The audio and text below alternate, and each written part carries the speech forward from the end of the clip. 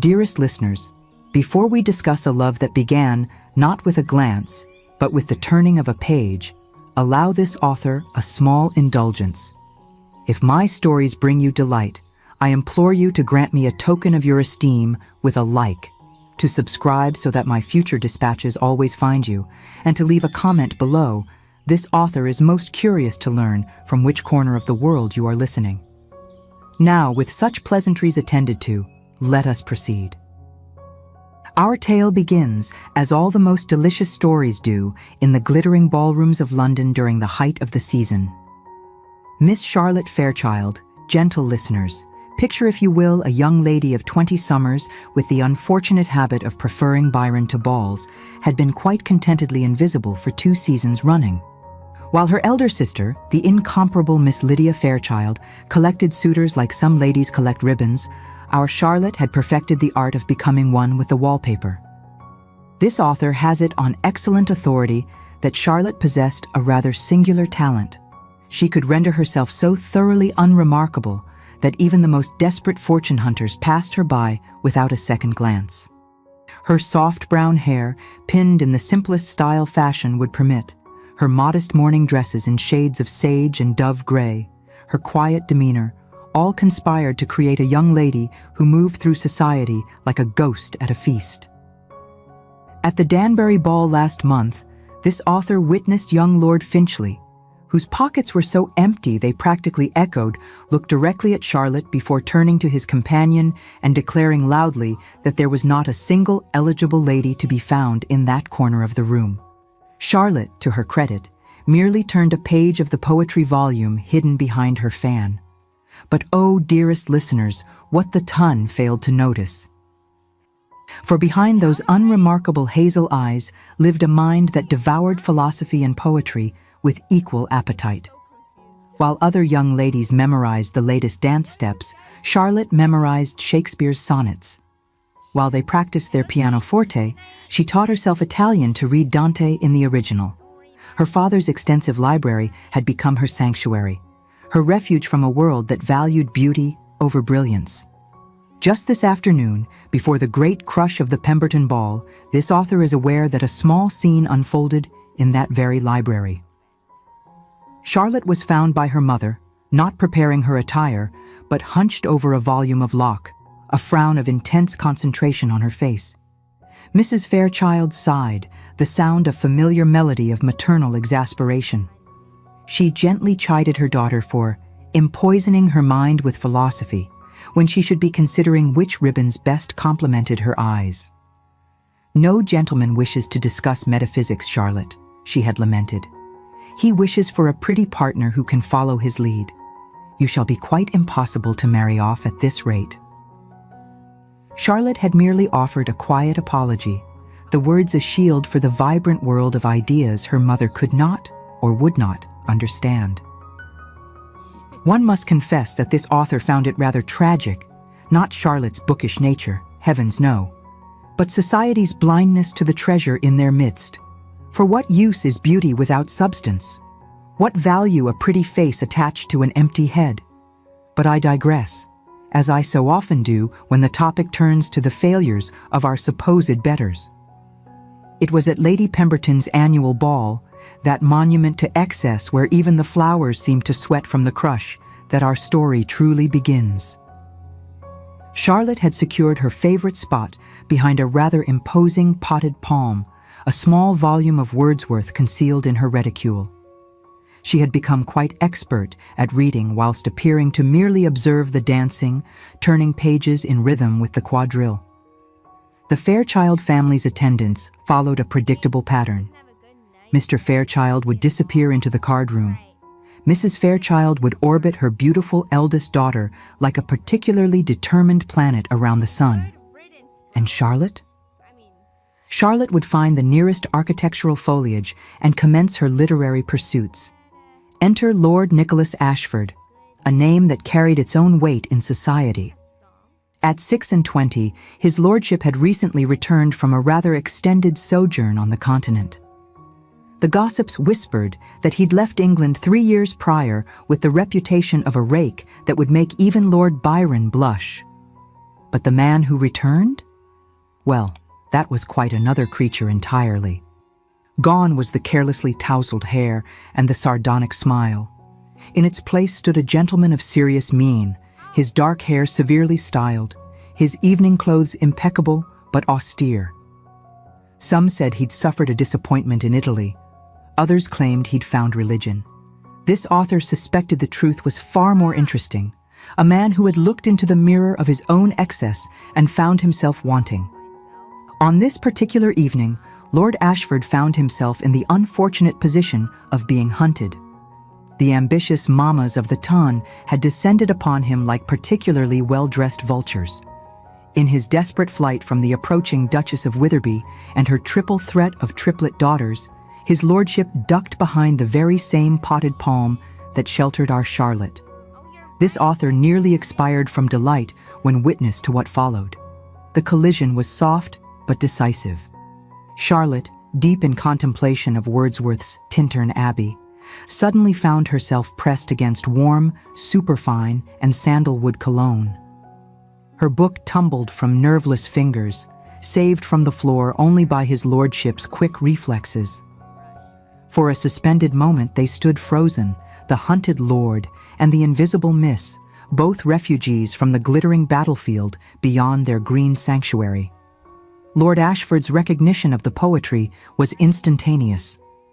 A sense sublime, of something far more deeply interfused, he murmured, his voice a low rumble that seemed to vibrate through Charlotte herself. She looked up in shock. It was one thing for a gentleman to recognize a famous poem. It was another entirely to quote its very heart with such quiet understanding. The transformation of Charlotte's face in that moment, from mortification to utter breathtaking wonder, was something this author shall never forget. Their subsequent conversation broke every rule of proper introduction. "I must confess," he said, his eyes still on the book, "I did not expect to find Wordsworth in this particular jungle." "And I, my lord," Charlotte replied, finding her voice, "did not expect to find a gentleman who could quote him." "A low bar for a gentleman, is it not?" he asked, a faint, wry smile touching his lips for the first time. "I had thought a passing knowledge of the Lake poets was still required, even in these fallen times." "A passing knowledge of their names, perhaps," she countered, a spark of her true self emerging. "But not of their meaning. Most consider poetry a mere accomplishment, like needlepoint." The look of profound recognition he gave her was more intimate than any touch. They spoke then, not as strangers, but as fellow exiles. About the loneliness of being surrounded by people who spoke a different language, about finding truth in a world obsessed with surfaces. He confessed his preference for Byron's darker verses, the ones that spoke of redemption. She admitted to finding Keats almost too beautiful to bear. They discovered a mutual appreciation for Gothic novels and a shared skepticism of Coleridge's later work. For Charlotte, who had only ever had such conversations with the authors themselves on the printed page, it felt like coming home. For Nicholas, this author surmises, it was like finding a spring of fresh water after years in a desert of polite, meaningless chatter. He found himself studying the way her eyes lit up when she spoke of a particular stanza, the small, passionate gesture of her hand, and felt a pull more potent than any famed beauty had ever elicited. When Charlotte finally offered her name, reluctantly, as though afraid it would break the spell, this author observed the exact moment Lord Ashford made the connection to the beautiful Lydia. His glance toward the dance floor, where Lydia held court, lasted mere seconds before returning to Charlotte with something approaching palpable relief. 30 minutes they spent in that green sanctuary, and when they finally parted, driven by propriety, both wore the dazed expression of castaways who had unexpectedly found land. The next morning, in his Mayfair residence, Lord Ashford stood before his hearth, the copy of Wordsworth he had purchased at Hatchard's that very morning lying open on the mantel. But he was not reading. He was merely staring into the fire, replaying every word of the previous night's conversation. "Find out everything you can about her," he he said to his valet, his voice quiet but firm. "Not Miss Fairchild, Miss Charlotte Fairchild. But, dearest listeners, if only love ran as smooth as a literary discussion." The next morning brought complications. Lord Ashford, calling at the Fairchild residence, encountered Lydia, radiant and assuming his call was for her. Charlotte, convinced the previous evening had been a dream, had barricaded herself in the library with a migraine that fooled no one. His lordship spent an agonizing hour trapped in the Fairchild's drawing room. "The weather is most unpredictable, is it not, my lord?" Lydia chirped. "Indeed, Miss Fairchild," he replied, his eyes scanning the doorway. "Almost as unpredictable as the critical reception of new poetry." Lydia laughed, a tinkling sound devoid of understanding. "Oh, poetry. Charlotte is the one for that. Such a peculiar girl. Do you take sugar, my lord?" His attempts to steer the conversation were met with a baffling wall of bonnets, balls, and the latest fashions from Paris. He gripped his teacup so tightly that hairline cracks appeared in the Fairchild's second-best china. Thus began 3 weeks of the most exquisite torture. He called faithfully, only to be met by Lydia. He haunted bookshops and literary salons in vain. Charlotte, meanwhile, perfected the art of strategic retreat, developing an uncanny ability to sense his presence and flee.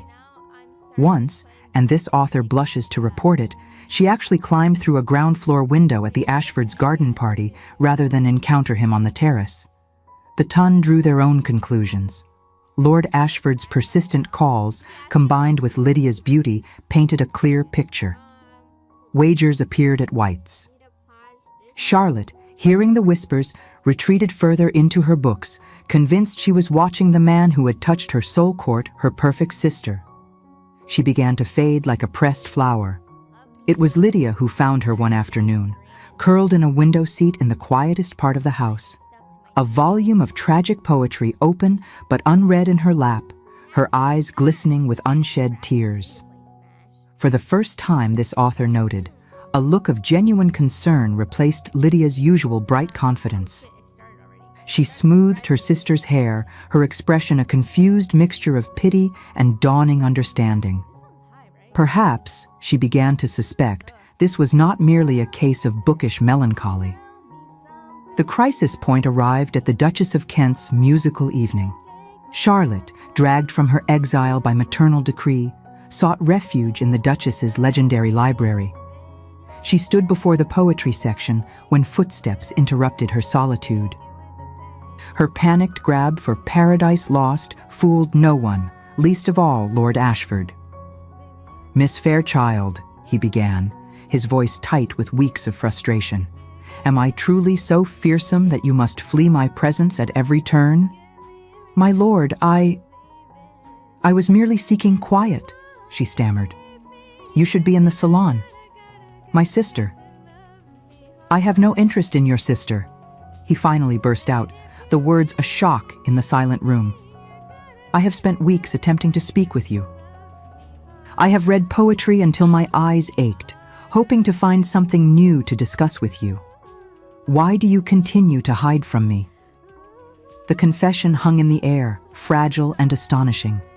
But fate, cruel mistress, chose that moment for Lydia's entrance.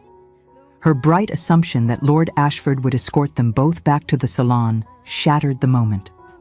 Charlotte retreated behind her mask of invisibility, and his lordship, bound by propriety, could only offer his arms and curse silently. The aftermath was swift. Lydia, having observed the charged atmosphere, now misunderstood in a new direction. She concluded his lordship was using her to gain inappropriate access to Charlotte, perhaps for some untoward purpose. The resulting rumor horrified Mrs. Fairchild, who forbade Charlotte from being alone with his lordship, and Mr. Fairchild, who delivered a blistering set-down that sent Lord Ashford from their door. 3 days of silent torment followed. The storm broke at Lord and Lady Morrison's ball. Lord Ashford arrived like an avenging angel. But Lydia, in what she believed to be kindness, intercepted him before the entire assembly. her public acknowledgement that his heart lay elsewhere, his equally public confirmation that it had been engaged since encountering a young lady reading Wordsworth created a scene for the ages. All eyes turned to Charlotte. The whispers were like a physical blow. She rose on trembling legs, overturned a small table of refreshments in her haste, and fled as though pursued by demons. London awoke to a thunderstorm. Lord Ashford, pushed beyond patience, arrived at the Fairchild residence at an unconscionably early hour, soaked to the skin and demanding entrance. What followed was a declaration that shook the household. His announcement that he had never been courting Lydia, that he was desperately in love with Charlotte, that he demanded to hear rejection from her own lips, all delivered while dripping rainwater onto Mrs. Fairchild's prized Persian carpet, created a tableau this author wishes she could have captured in oils. Charlotte's appearance at the top of the stairs, wrapped in a shawl, transformed her from invisible miss to Gothic heroine. Her whispered question, seeking confirmation of what she could scarcely credit, drew from his lordship a confession that would have melted harder hearts than occupied that entrance hall. He spoke of love from their first meeting, his weeks of bungled courtship, his frustration at creating the most spectacular muddle in recent memory.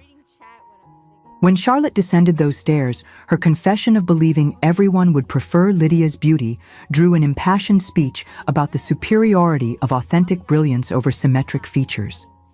But it was his next revelation that truly captured the moment's perfection. "I fled to Italy 3 years ago," he confessed, his voice dropping. "Running from a life of such dazzling emptiness, it threatened to consume me. It was why, when I found you, a soul so real, so full of substance behind that potted palm, I knew I had found everything I had unknowingly been searching for." His confession that he had been secretly studying poetry to understand the woman who had captured his heart struck Charlotte mute. Still dripping rainwater, he dropped to one knee, producing his grandmother's ring. His proposal, promising to read every book she recommended, to never interrupt her library time, and to spend his life proving that love at first conversation surpassed love at first sight, drew tears from even this hardened chronicler. Charlotte's acceptance, whispered, then repeated with growing joy, created a moment of such perfect understanding that even the thunder outside seemed to pause in respect. And then, gentle listeners, he kissed her, right there in the entrance hall. When they parted, Lydia's delighted applause and shocking revelation that she had been attempting to throw them together all along, her misguided efforts being the cause of half the confusion, added a comic note to the morning's drama. The wedding took place 6 weeks later. Charlotte wore her grandmother's pearls and carried a bouquet of white roses tied with ribbon embossed with lines from Wordsworth. This author even overheard Mrs. Fairchild whisper to her husband, "Well, I suppose an extensive library is as fine a dowry as any, especially when it comes with a title. A most pragmatic, and thus most fitting, maternal blessing." Before the ceremony, this author witnessed Lydia embrace her sister, whispering an apology for her clumsiness and a heartfelt wish for her happiness.